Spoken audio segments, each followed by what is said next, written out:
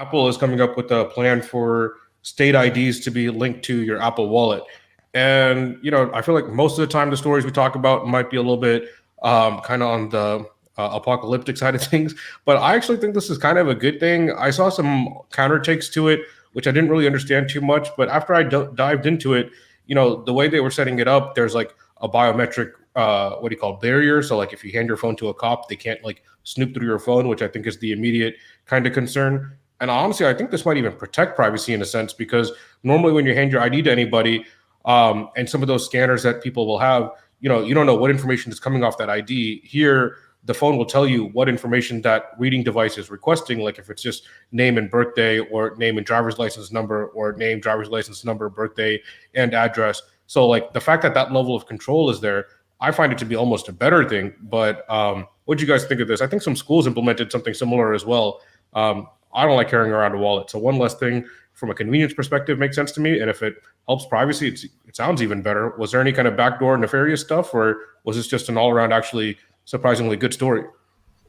I actually like the move. The move is pretty. It is implemented very similar to Apple Pay, and that's a good thing.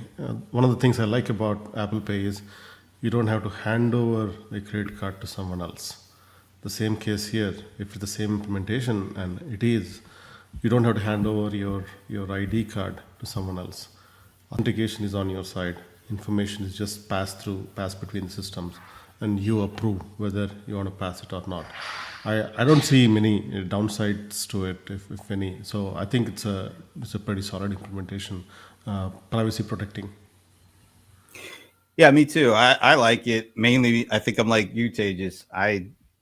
I hate having to carry around a wallet. The less I have to lose, the better. And so I've lost a wallet more than once.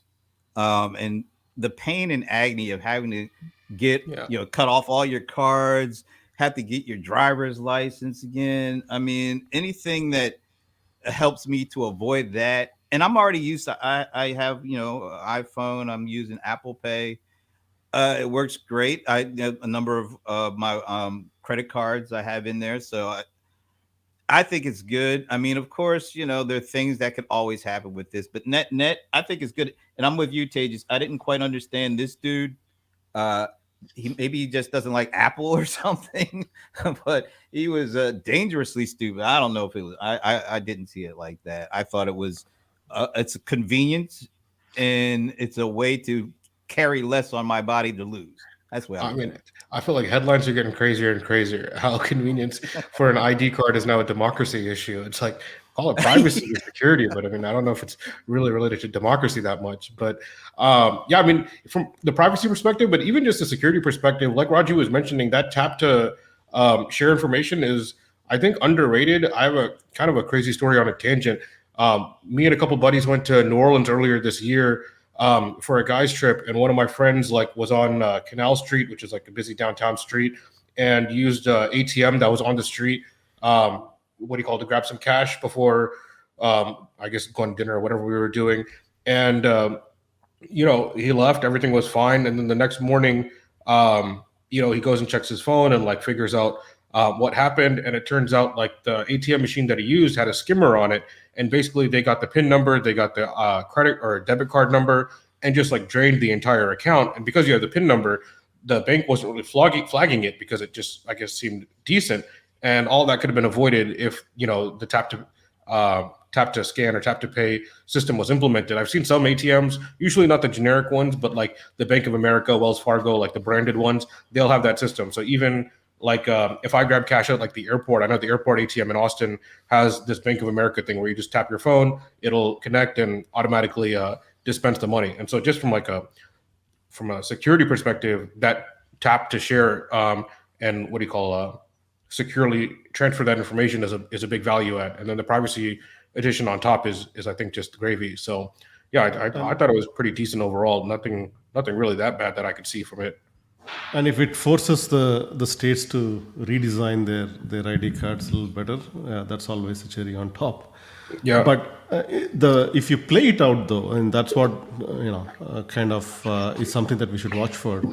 Now, let's say Apple does it, they do a good job security wise and whatnot. People are comfortable putting their ID card on the phone. Now, there come surveillance companies where tapping into that potential of people being comfortable or putting their ID card, and they ride this particular wave. And instead of saving it on a secure enclave on the phone, it's saved in the cloud, and who knows what happens with that. That is where it becomes crazy. Apple definitely did a good job, but there is going to be a ripple effect here where how will other companies benefit or try to benefit from this implementation, because the perception from a user changes to it being okay to put your ID card on the phone. That is something worth watching for. Yeah, maybe one of you guys know, but you can do Apple Pay from your watch, right? And so Yeah. if like your card is linked to your phone, is that card also linked to the watch individually and stored separately at the watch level, or is it all just reading from the phone and that's kind of how that information is getting transferred to make sure that it's like on device and not like cloud stored? You have any idea, or I never enabled it myself. So.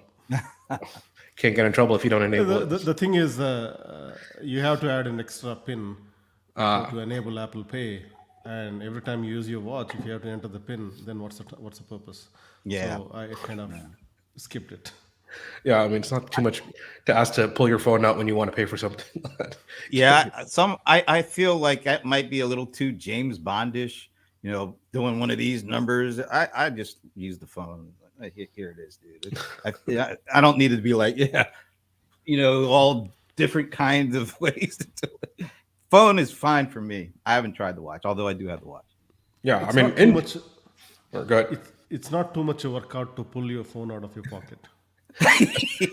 Especially to pay for something, that's a good thing, right? You don't want to like tap your watch on something or randomly like have your hand scanned by something. At least if it's on your phone, it's a little bit more proper.